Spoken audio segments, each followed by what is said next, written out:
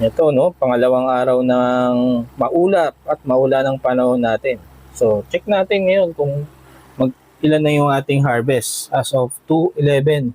So, nakabukas pa yung inverter natin, no, mamamatay kasi siya ng 2:30 pa.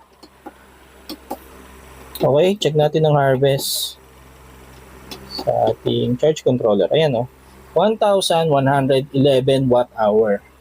So, check natin yung ating mga load, no. Ito, full charge na siya, no? Hindi na nagbi-blink yung ating charger. So ito, green na rin, full charge na rin.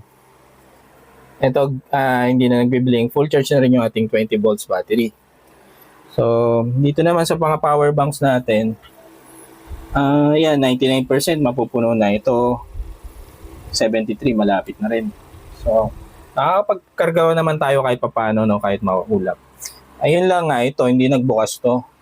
Itong ating external charger.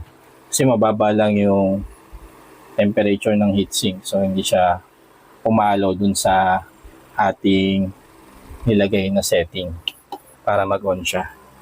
So, yun guys. Kahit pa paano, meron naman tayong na i-harvest ngayon kahit maulap at maulan ang ating panahon.